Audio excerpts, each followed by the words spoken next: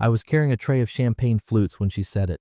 To Paul, so reliable I can set my watch by him. He never does anything surprising. That's what my wife of 25 years chose to toast me with. Not love, not loyalty, not the years we spent building a life from scratch while she climbed her career ladder and I quietly held the ladder steady. No. She gave them a laugh line, and the crowd ate it up, especially Greg, her colleague with the two white teeth and handshake that lasted a second too long. He laughed so hard he clapped, even gave me a wink like we were in on the same joke. We weren't. I smiled, small, controlled. I even raised my glass and said cheers because predictable men don't cause scenes. Predictable men keep the party going, refill the wine, and thank the caterers for arriving on time. Predictable men clean up after everyone leaves. I spent 25 years being the man who didn't need the spotlight, who handled the bills, fixed the heater, never forgot to replace the air filters, the man who bought her lavender-scented dryer sheets without being asked, the man who kept his voice calm when she vented about clients, who rubbed her back during migraines, who took over Thanksgiving prep when she got food poisoning. But to that room, I was a punchline in a Pearl Necklace's speech. I watched her across the room after that toast, holding court, champagne in hand, the diamond I gave her on our 10th anniversary catching the light as she gestured. He's just so steady, she said to someone. I didn't catch who. It's like living with a golden retriever who pays taxes. That one actually got a spit take. And that was when it shifted. Not all at once, not some dramatic slam the door moment, just a quiet snap inside. I kissed her on the forehead later as she kicked off her heels and unzipped the dress she had called just practical enough not to outshine the guests. She didn't notice the stiffness in my kiss. Didn't look up when I whispered, "Happy anniversary."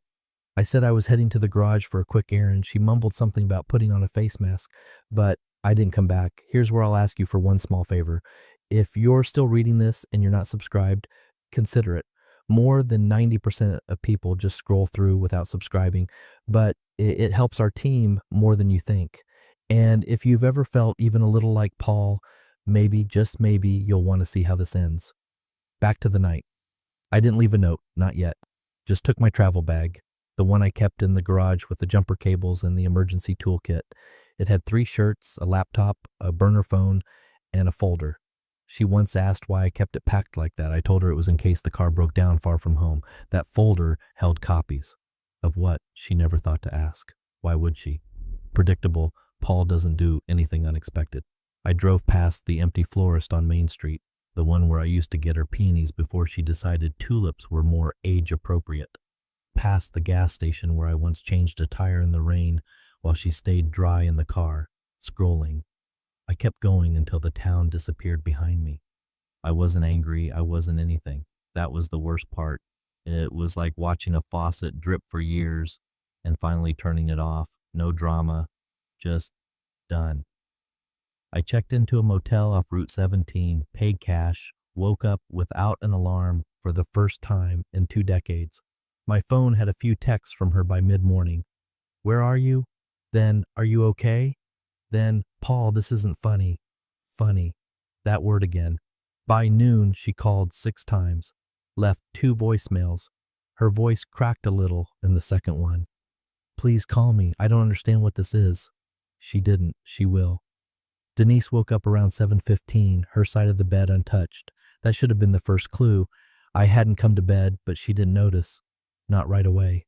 She padded downstairs in that faded bathrobe she once called her marriage armor, yawning like the world owed her a gentler morning. She expected me to be in the kitchen making eggs and black coffee with the newspaper folded to the crossword. Instead, she walked into silence. No coffee, no smell of toast, no clatter of pans, just a stillness that felt staged, like the empty set of a sitcom after the crew's gone home. She called my name. Once. Just Paul? Like I was hiding behind the pantry door, ready to pop out with a breakfast tray and a groveling apology for, I don't know, leaving her at the altar of public praise. Then she saw it. The garage door was open. My car was gone. The side table near the door, where I always left my keys, wallet, and that stupid world's okayest husband mug she gave me, was bare. Empty hangers clinked in the hallway closet. She pulled open the bedroom wardrobe and froze. Half. Exactly half. My suits, my shoes, the drawer with my old watch collection, all gone. No mess, No rage, just subtraction. And there it was, the note. Not typed, not dramatic, just a smooth page from my legal pad, folded once, sitting square in the center of the marble kitchen island like it had been placed there by a hotel concierge. I booked you a massage at noon. The rest of the day is yours. No signature, no flourish, no question mark. She stared at it for a full minute before flipping it over as if there'd be more. A code, a postscript, a confession. But the back was blank. That's when she said it aloud, just a whisper, to no one. What the hell is this? She poured herself coffee, sat down, called my phone, straight to voicemail, again and again, left one message. I don't know what this is, but call me, please. Her tone was off. Not panic, not yet, just irritation, like she was trying to decide if this was an elaborate apology attempt, a midlife crisis, or a passive-aggressive punishment for the speech. She wandered the house like someone trying to catch a lie midair, checked the laundry room, my drawer in the bathroom, even the damn cigar humidor I kept in the study that she always hated. Nothing. She opened the drawer under the stairs and found my passport missing, along with the lockbox we both pretended we didn't know about. I know what she thought, that I'd left to teach her a lesson, that this was some boring man's melodramatic tantrum. But then the doubt crept in. Slow, like a gas leak. She looked around and realized nothing else had changed. The lights worked, the fridge hummed, her phone buzzed. The world was fine. Just one thing was off. Me, and that was the part that made her uneasy, because I had never, not once, made her feel uncertain. She called her sister around noon. I know because Charlotte texted me. She's rattled, says you just vanished. Want me to say anything? I didn't reply. By the time the masseuse rang the doorbell, yes, I really booked it. Denise didn't know whether to scream or thank me. She went through with it anyway. She always did like a bit of pampering, especially when she thought someone owed it to her. But after the massage, she sat in the bath for too long. Didn't light candles. Didn't open wine. Just stared at the steam fogging the mirror and saw someone looking back she didn't quite recognize. A woman in control of everything except suddenly the one person who never made waves. By dinner, she texted me 4 times. Paul, where are you? Paul, this is childish. Are you safe? I'm sorry, okay? Please don't make this into something big. But it was never about making anything big. It was big. It had been big. For years. She just never noticed, because I never let her. And now, she was finally feeling what I'd lived with in silence for a quarter century. Uncertainty, disorientation, a subtle, gnawing sense that maybe she wasn't the smartest person in the room. And that massage, that wasn't a kindness. It was a courtesy. My last one. Denise waited until Monday to escalate. That's how confident she was that I'd come back. By then, she had cleaned the kitchen, vacuumed, and even made the bed with that eerie optimism people get when they expect a sitcom ending. Her texts shifted tone like cheap mood rings. Concern, sarcasm, half-hearted apologies, and finally one that read, "Okay, I'm officially worried. Can you just text something, anything?" She got silence. Tuesday morning, she called my office. She didn't lead with panic. Denise never leads with emotion. She leads with status. "Hi, is Paul in? This is his wife. My assistant, Trina, is steel in lipstick. The kind of woman who doesn't blink unless she has to." "Oh, hi, Denise," she said, polite but flat.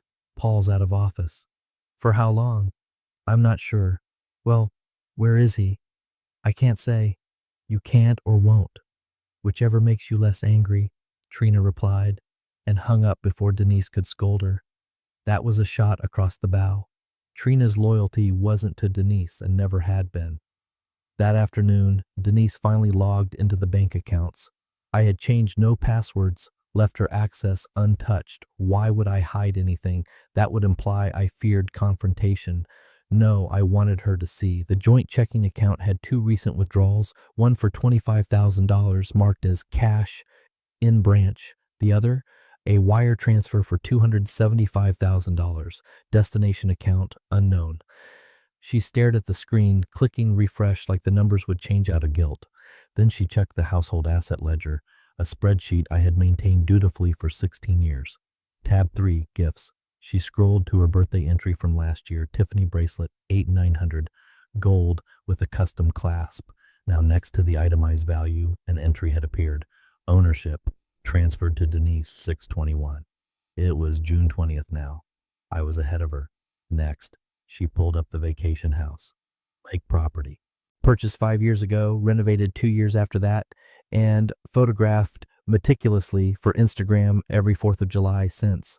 We had owned it jointly, or so she thought. Now listed under a holding company, Elm Echo Holdings LLC. The LLC had been formed 3 months ago.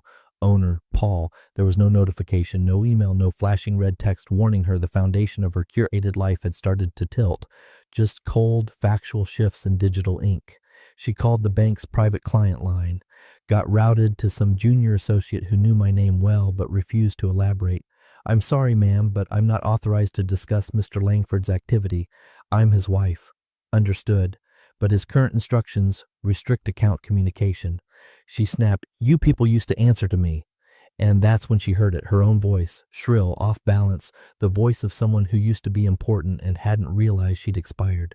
Still, she had one last fallback, her father's accountant, Glenn. He'd been like a family consigliere since our wedding, wore terrible ties, and always called me son. Denise once joked he liked me more than her. She dialed, voicemail. She tried again, left a message, no call back. Tried his direct line the next morning, same result. She emailed, hi Glenn, just trying to get a hold of you. Something weird's going on with Paul. Are you free for a quick chat? No reply. She refreshed obsessively for 2 hours, then called her father, asked if Glenn was okay. Her father was polite, curt, said Glenn was swamped and had to reprioritize certain engagements. That's when the dread set in, not because I was gone, but because everyone else had stopped acting like it was surprising, like they already knew something she didn't. The illusion that she had her hands on the wheel was dissolving. What she mistook for control had really been stability, my routines, my endless, tedious dedication to keeping everything running while she took bows on stage. She'd mistaken silence for weakness, routine for submission. And now that I wasn't there to hold her spotlight, she realized the stage was rotating, slowly, relentlessly, and she wasn't at the center anymore. She was in the dark. Thursday morning, Denise was on her 3rd cup of black coffee and 2nd half-hearted bowl of yogurt when her phone buzzed. Unknown number. She almost ignored it, assuming it was another "Where's Paul?" call from someone whose name she'd forgotten but who still sent them Christmas cards. But curiosity, or maybe control, made her answer. Hi, Mrs. Langford. This is Amanda Jacobs from Woodmere Realty. Sorry to call early. I just wanted to confirm you were still coming in to sign the closing documents this afternoon. Denise blinked. I'm sorry. What documents? Amanda hesitated. For the lake house? Paul said you'd be by before 3 o'clock. The buyers are flying back to Toronto tomorrow, so they're hoping to wrap it up. The spoon dropped into her yogurt with a dull splash. There must be some mistake, Denise said, standing now. That house isn't for sale. Amanda's tone shifted, from chipper to cautious. Oh, I was under the impression you and Mr. Langford had agreed. He signed the papers earlier this week. The buyers already had 2 viewings. He what? The next half hour blurred. She threw on a coat over her pajamas, didn't even tie the belt, drove to the office with wet hair and no makeup. The receptionist did a double take when she stormed in. Amanda came out smiling but recoiled slightly when she saw Denise's face. I need to see whatever paperwork Paul gave you, Denise said. Of course, Amanda said carefully, walking her back into a glass-walled office where a folder sat on the desk.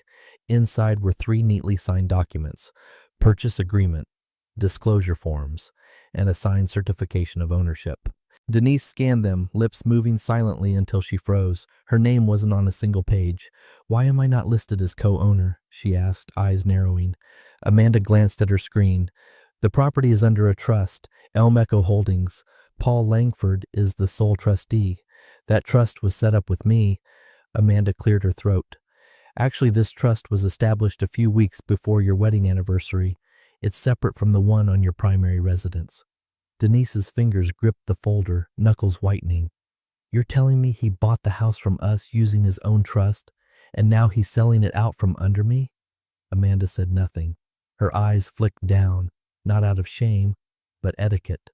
She didn't want to watch a woman fall apart in a chair worth less than her handbag. How is that even legal? Denise muttered.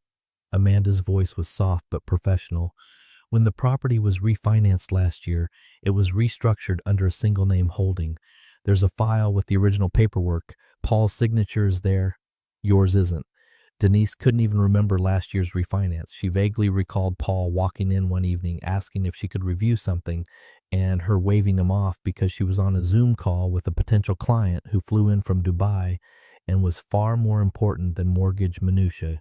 He had smiled, said, "No problem, I'll take care of it." And she let him. Outside, the sky cracked with thunder. Just rain, but sudden and loud, like someone slamming a book shut. The lake house wasn't just a piece of property. It was her sanctuary, her curated identity, the set where she staged her influencer-perfect holidays, where her white linen Instagram dreams came alive for 36 hours at a time. And now, two Canadians she'd never met had probably admired the tile she personally chose for the kitchen backsplash and commented, "Charming, but dated." Denise didn't cry. Not yet. She didn't scream either. She just stood up, calmly placed the folder on Amanda's desk, and said, "Tell your buyers there's going to be a delay." Amanda hesitated. "Ma'am, Paul already signed. Legally, you're not required to be involved." Denise smiled. It wasn't warm. "Try selling it while I'm still living in it," she said. It was an empty threat, and they both knew it. By the time she got home, her phone had 3 missed calls from her stylist, 2 from her father, and 1 from her therapist, who she'd seen exactly twice but had on speed dial for brand balance. She poured herself a double vodka, no ice. She didn't even pretend it was for the taste. Then she stood in the walk-in closet, looking at her shoe collection like they might offer her advice. The Louboutins, the Balenciagas, the Gucci heels with the gold tiger heads, none of them said a word. She opened the safe in the back wall. Inside, the deed to the lake house was gone. In its place, a sticky note in my handwriting. It said, simply, "You were always better at decorating than reading fine print." That was the moment the rage cracked, not just because I'd done it, but because I'd done it quietly. No confrontation, no warning, no big dramatic blow-up she could cry about over lunch with friends. I hadn't reacted, I had executed, and she didn't have a move. By Friday morning, Denise was starting to feel like a ghost in her own life.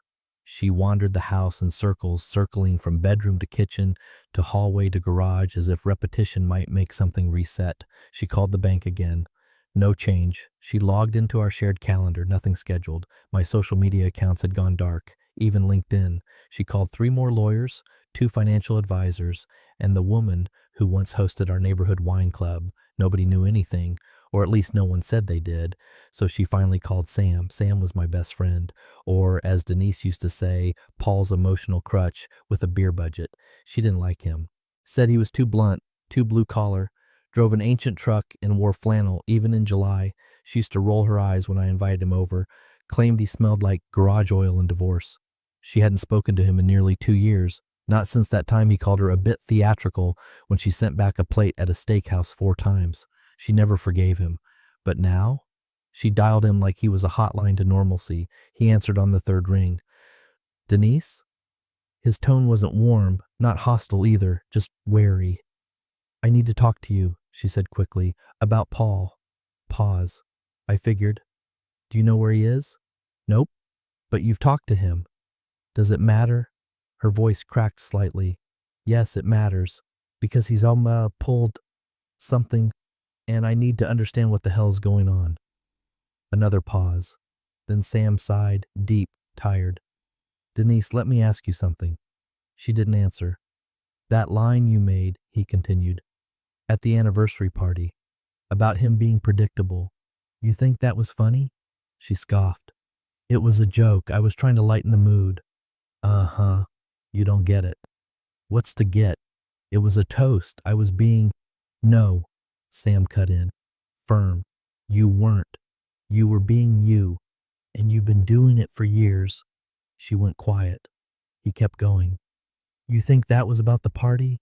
That line you dropped like a damn olive in a martini glass? You've been laughing at him for decades. In rooms he wasn't in, and sometimes in rooms where he was." She exhaled slowly. "That's not fair, isn't it?" There was something brutal about how softly he said it. "You called him boring in front of your dad, Remember that? Paul's not exciting, but he's solid. That was 5 years ago. I didn't. You did. And I heard about it from your cousin, who wasn't even sure she should tell me. And then there's the brunch, where you told that story about the Valentine's mix-up like he was a sitcom character. That was funny.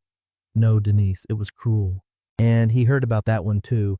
You ever think about how many rooms you don't realize he had ears in? She blinked. So this is revenge? I didn't say that. But you think I deserve this? No, Sam said quieter now. I think he finally saw you for who you are. Denise's mouth went dry. You know what Paul said to me after the party? Sam asked. She didn't respond. He said, she's right. I never surprise her. He let that sit for a moment. Then he smiled, Denise, that kind of smile you don't forget. Cold, flat, like someone just shut off a switch. And I realized that he wasn't sad. He was done. Denise reached for a chair, sat down slowly. I didn't mean it like that, she whispered. I think that's the problem, Sam said. You never mean it. You just are it. She tried to breathe evenly, but her chest was tight. Her mind was pinging through memories like a slot machine. The stories she told at cocktail parties, the teasing in front of friends, the moments she thought were harmless, endearing even. You said he was predictable, Sam went on, but you didn't mean it as admiration. You meant it as dismissal. And he heard that loud and clear. Denise closed her eyes. I don't even know who he is right now, she said quietly. Well, Sam said, maybe you never did. And then he hung up. No goodbye, no comfort, just the sound of a line going dead. And in that silence, she realized something that hollowed her out more than any empty bank account or missing deed ever could. I hadn't snapped. I just finally stopped pretending, and she was the last one to notice. The envelope was thick, heavy stock, creamy white with embossed lettering, the kind of stationery you only get from foundations or rich cousins trying to impress someone. Denise almost tossed it into the recycling without opening it, but something about the weight made her pause. And then she saw it, my name, Paul Langford, lead patron. She stared at the words for a full minute before sliding a knife under the flap. Inside, an invitation to an art exhibit. Downtown, Friday night, Gallery Locus. Opening reception for a new photography series titled Erasure. She read the title twice. Lead patron, Paul. She checked the return address 3 times. And it wasn't a mistake. Her first instinct was to scoff. Paul didn't care about art. He once said modern installations look like expensive trash with an Instagram filter. The only framed photo in our house that he picked out was of a crumbling lighthouse. Said it reminded him of the mortgage. And now he was sponsoring an exhibit? Something itched at the back of her neck. She told herself she was going for answers, but she picked her outfit like she was going to war. Tailored black dress, diamonds subtle but undeniable, stilettos that punished the floor with every step. Her armor, the version of herself that knew how to glide into any room and reframe any narrative. When she arrived, the gallery buzzed with low murmurs and the clinking of wine glasses. Abstract portraits, stark landscapes, minimal captions, dim lighting, moody music that didn't distract. She spotted the curator. And then, on the far wall, a display that made her stomach drop. Erasure, a study in vanishing. 12 large photographs, each one a moment interrupted, faces fading, people turning away, details smudged or selectively blurred. The theme was unmistakable. Absence. Deliberate, surgical absence. She moved slowly through the images, each more intimate than the last. A woman brushing her child's hair, child blurred into nothing. A man at a birthday dinner with empty chairs surrounding him. A couple at a wedding, only one of them fully visible. And then she saw it, photograph number 11, a still image of herself, laughing. It was mid-toast, the anniversary party, her champagne glass frozen mid-air, head tilted back, mouth open, her teeth perfect and gleaming. But the people around her were partially erased. The background smudged, her joy isolated. The photo had no caption, just a small plaque. 11, predictable. Her breath caught. She looked closer. Her expression, exaggerated, frozen in glee, was monstrous in this context. She hadn't realized that night how wide her mouth had opened, how sharp her eyes looked. In this frame, she didn't look like a woman celebrating her husband. She looked like someone devouring a joke. She stumbled back a step. That's when she saw me. I was standing across the gallery by the far wall, alone, in a navy suit she hadn't seen before. Tailored, crisp, not the off-the-rack kind she used to joke about. I had a glass of red wine in hand. Didn't sip it, just held it loosely like I was part of the exhibit myself. Our eyes met. She started toward me. I didn't move. She took 2 steps, heels tapping like accusations, and then stopped as I set the wine down, turned, and walked out the side door without a word. Not a nod, not a smirk, nothing. She stood there for a full minute, unsure if anyone had seen the exchange, unsure if it even was an exchange. Then someone passed behind her and whispered to their date. That photo, God, it's brutal. She doesn't even know she's the villain. She didn't turn. She just clenched her fists, left the gallery, and drove home in a fog. She couldn't even remember where she parked. Had to double back twice. When she got home, she looked herself in the mirror. The face was the same, the makeup perfect, but something was off, like she was watching someone imitate her. The gallery hadn't just framed a moment, it had reframed her. She wanted to scream, to call someone, to fix it, but there was no one to call. Paul hadn't embarrassed her. He hadn't posted revenge photos. He hadn't yelled or spilled secrets. He had simply held up a mirror and walked away while she stared into it. She didn't sleep that night. Not because of guilt. No, that was too clean, too redemptive. She didn't sleep because, for the first time in years, she understood what it felt like to be outside the story and to have no way back in. The knock came just after noon. Denise was still in a robe, hair up, half watching a rerun of something laugh-tracked and forgettable when the doorbell rang again. 2 quick buzzes. She padded barefoot across the marble entryway and opened it to find a courier in a navy vest, sunglasses, clipboard in hand. "Delivery for Denise Langford," he said. "Signature required." She signed automatically, still hoping, absurdly, that maybe it was something redeeming. Maybe Paul was extending an olive branch, a key, a plane ticket, a letter. But the envelope was too thick, too formal. The return address? A law office in Midtown. Her stomach tightened before she even slit the seal. It wasn't divorce papers. Not yet. Inside was a petition. Clean, clinical, emotionless. Request to dissolve and restructure the Langford Family Trust.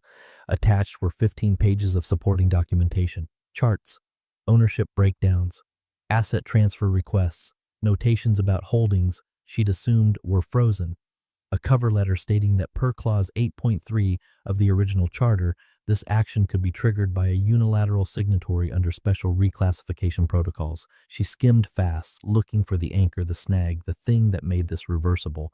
Then she saw it, her own signature, neat, slanted, legible. Page 4, under a consent clause marked in tiny text, dated March 18th, her birthday. She flipped back and forth, like the pages might rearrange themselves and exonerate her. But there it was, signed, notarized, and time-stamped. Official. Her vision narrowed, her ears started ringing. She remembered that day. Dinner at the Grand Barton with Paul. She'd had wine, champagne, the complimentary cocktail, a whiskey shot. Sam had sent one over for old time's sake. They came back to the house around 11, half tipsy, laughing. She'd kicked off her shoes. Paul had gone to his office, returned with a card and a bottle of something aged and overpriced. He handed her the card, already opened. "There's a document for the lawyer to sign. Just estate housekeeping," he'd said, casual, like he was talking about rain gutters. "You mind knocking it out while I pour the scotch?" She hadn't even read it, just scribbled her name and giggled. "Happy birthday to me, huh?"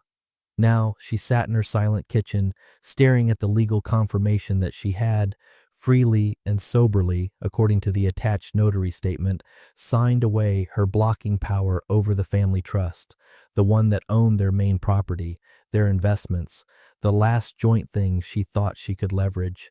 She didn't call Paul. She didn't even text. She called her father. He answered finally. She started talking fast, panicked, furious, disoriented. He listened, then said flatly, "Paul warned me, said you pretend you didn't remember." "Warned you?" she hissed. "You knew?" He sighed. "I knew he was cleaning house. I didn't know he was cutting you out, but now it makes sense." She fell back against the counter like someone had pushed her. "You were his daughter-in-law," he said, voice tight. "He never played favorites. Until now." She hung up before she could scream, punched in Glenn's number, her father's accountant, straight to voicemail.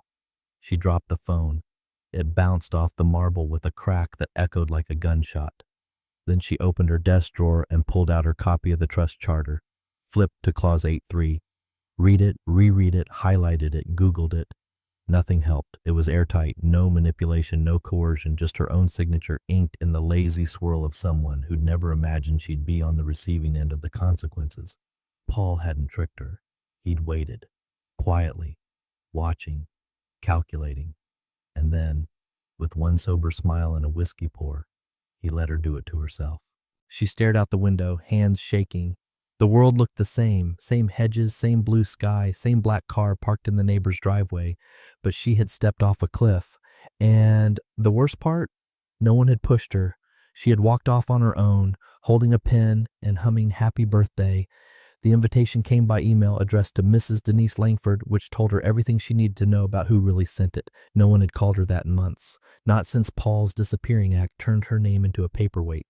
Something that used to hold things together, now just gathering dust. It was a dinner hosted by Halion Tech, a rising startup in green logistics, one she vaguely remembered Paul mentoring a few years back when it was still 3 guys in a garage with a pitch deck and delusions of grandeur. Now apparently it was flush with venture capital and planning to go public. The dinner was to celebrate a new milestone. Denise wasn't invited because of Paul. She was invited by Margaret Lane, one of the city's networking socialites who never remembered birthdays but always knew which table would be photographed. Denise accepted out of habit. Ego, mostly, the need to prove she was still part of something, still orbiting the sun, not just spinning in cold space. She wore a navy sheath dress with cap sleeves and a diamond cuff she hadn't pawned yet, stepped into the ballroom at the Skyline Club with her chin high and her posture immaculate. The room glittered with tall vases, soft lighting, and money trying not to look like money. Then she saw him, Paul, sitting at the head table, not just sitting, belonging. He wore a charcoal suit with a lapel pin she didn't recognize and had that same maddening calm he'd always carried, except now it came with gravity. People leaned in when he spoke. A woman with perfect posture and a short blonde bob laughed at something he said, her hand brushing his sleeve with just enough casual confidence to make Denise's pulse spike. No one waved her over. No seat was offered. She was seated 2 tables back, next to a junior architect and a guy who sold smart irrigation systems. Both were nice enough. Neither knew who she was. Dinner was duck confit and wine from a vineyard Paul used to call pretentious nonsense in a bottle. He swirled his glass like a connoisseur now. Denise watched him clink glasses, shake hands, listen. He wasn't just participating, he was leading. Then the host, a tall man in a linen suit with the charisma of a TED Talk, tapped his glass. "We'd like to take a moment to thank someone instrumental to our growth," he said. "A man who believed in us when we were nothing but a whiteboard and a broken Keurig." Laughter. Paul Langford, mentor, strategist, and probably the only guy in this room who actually reads term sheets for fun. Polite laughter again. Paul stood slowly, buttoned his jacket, stepped up to the mic. He didn't look at Denise, not once, not even a flicker of acknowledgement. His voice was clear, steady. "You know, someone once told me I was predictable," he began, hands clasped in front of him, "that I could be set to a clock, that I never surprised anyone." A pause, the room stilled, and maybe they were right. But I've come to see predictability not as a flaw, but as a framework. It means knowing what matters. It means building something that lasts even when no one's watching. It's not about being flashy, it's about being precise. He let that hang, then smiled, small, unbothered. So if someone ever tells you you're predictable, don't take it as an insult. Take it as a blueprint, and make it your own. Applause, not thunderous, but warm. Earned.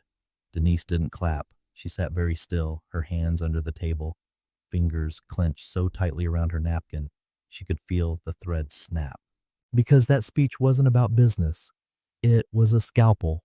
Not a weapon swung in fury, but a surgeon's cut. Clean, deliberate, deep. No one mentioned her. Not once. But eyes found her. Subtle glances from people who had done their homework. Whispers under breath. The way someone 2 seats over said, "Isn't that?" and then stopped themselves. She wasn't the wife anymore. She was the anecdote, the ghost behind the lesson. And Paul, he wasn't hiding. He was towering. After the applause, he sat back down, leaned slightly toward the blonde with the bob, nodded at something she said, and sipped his wine like the room had rearranged itself for him. And maybe it had. Denise excused herself before dessert, claimed a headache, walked out without a single person stopping her. Her heels clicked down the marble hallway like the world was mocking her. Perfect rhythm, no echo. She didn't cry in the parking garage. She just sat in the car, engine off, watching her own reflection in the dark windshield. She'd built a life around managing perception, but Paul had learned how to own it. And now, he was the story, and she was the footnote no one bothered to read aloud. The box was small, plain, no logo, no ribbon, just matte black with a subtle weight to it, sitting dead center on the welcome mat, like it had been placed there with surgical precision. Denise spotted it as she stepped out of the Uber, still wearing the same navy dress from the dinner, heels in one hand, blister forming on the side of her left foot. Her makeup was smudged, her hair stiff from too much product and too little sleep. She had spent the entire ride home replaying Paul's speech in her head over and over, like a punishment loop she couldn't shut off. She stared at the box for a full minute, bent down, slowly, picked it up like it might bite her. Inside, nestled in velvet, was a watch. Not just a watch, his watch, the one she'd given him on their 10th anniversary. Polished silver, minimalist face. Roman numerals because he used to say digital watches looked like microwaves. He wore it religiously for a decade, only took it off to sleep, shower, and occasionally polish it with that little cloth she always mistook for garbage. She lifted it from the box. It looked the same. Familiar. Solid. Then she turned it over. Her engraving was still there. Crisp and elegant. To the man I can always count on.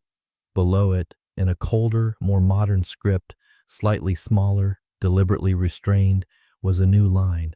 Even when you shouldn't. Her breath hitched. It wasn't angry. It wasn't sentimental. It wasn't even sarcastic. It was the truth. Her hand began to shake. Just slightly, the way it had when she first saw the bank transfer, or the trust papers, or the photo of her laughing like a banshee framed in a gallery like art. She sat on the steps, bare feet on concrete, watch still in hand. The night was quiet. Too quiet. The kind of quiet that didn't comfort. It isolated, like the world had moved 2 inches to the left, and she hadn't noticed until she tried to reach for something and missed. She thought about the day she gave him that watch, back when money was tight and time was always slipping through their fingers.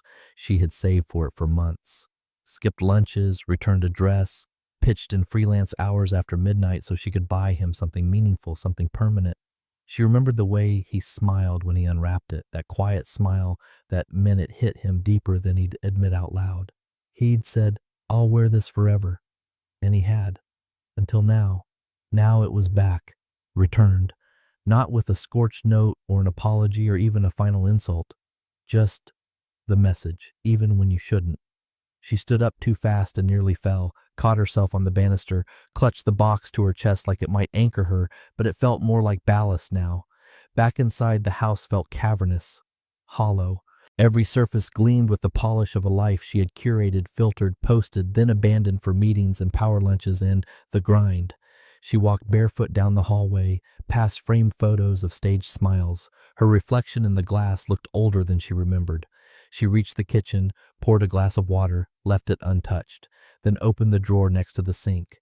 Inside were all the other things Paul had left behind, the tiny, stupid things that shouldn't matter, a grocery rewards card, a cracked mug handle he always meant to fix, a charger for a phone that hadn't worked in 4 years. She dropped the watch into the drawer, closed it softly, then she sank to the floor. Not with a scream, not with tears, just silence, because the truth had landed, slow and cruel. Paul hadn't transformed. He hadn't gone dark or rogue or cruel. He'd simply outgrown her. While she was curating the image of a powerful marriage, Paul had built his way out of it, quietly, predictably, and she never saw it coming, because she'd trained herself not to. It arrived on a Wednesday, a bright, hollow day in mid-September, the kind of day where nothing is wrong with the weather, but everything still feels off. Denise had just come back from another strained lunch with a friend who kept glancing at her phone like Denise was an inconvenience scheduled between better things. She was unlocking the front door when she spotted it, wedged neatly into the brass mail slot. An envelope, cream-colored, thick paper again, handwritten address, no return name, just her name, nothing else. Inside, a vacation brochure, not digital, not emailed, not one of those flashy things that spam your inbox with 72% off, and photos of people too perfect to be real. This was printed, textured, full-color, matte finish luxury, a glossy trifold from a private cabin retreat in Vermont. Mountains, fireplaces, still water, wraparound porch, bookshelves and pine. Her breath caught. She knew this place. She'd sent Paul the link to it 6 times every fall for the past 5 years. Every time, the answer was the same. Let's wait until next year. Or, we should be practical. Or, we'll go when things quiet down. He'd never booked it, not once. She'd even stopped asking. But now, in her hand, was the full brochure. And inside it, tucked between the center crease, was a single folded note. No salutation, just writing. You said I never do anything surprising. You were right, but you never asked why. I was building something. And the real surprise? I finished it. Without you. No sign-off. No grand finale. Just a name on the back of the note, scrawled in blue ink, nothing fancy. Just, Paul, her fingers trembled. She looked at the cabin photo again. The porch swing, the fireplace, the hand-woven quilts, and the reading nook by the window she used to describe to him in detail, always adding, "That's where I'll drink wine and forget everything." He used to nod, distracted, mumble something, scroll his phone, say he'd checked the calendar. Now he not only remembered, he'd used it. The thing she once begged for, cried over, dropped hints about every time September rolled around. He turned it into a message. Not just that he remembered, but that he didn't need her to. She sat down on the stairs without thinking, just lowered herself slowly, knees suddenly unsure. The brochure slid from her hand and landed on the tile like a soft slap. No threats, no cruelty, no pleading for forgiveness or explaining how hurt he'd been. Just a final act of closure. Elegant, chosen, devastating in its restraint. He didn't need to prove he won. The world had done that for him. His name at dinners, his voice in boardrooms, his absence in every corner of her unraveling life. The people who used to call her Denise and Paul now called her Denise formerly. She was no longer half of a whole. She was a cautionary tale. And the cruelest part? She couldn't hate him. Because the Paul she thought she knew, the quiet, steady, boring man she once mocked for never doing anything surprising, had become the one man she could never predict, and she would never get a chance to try again.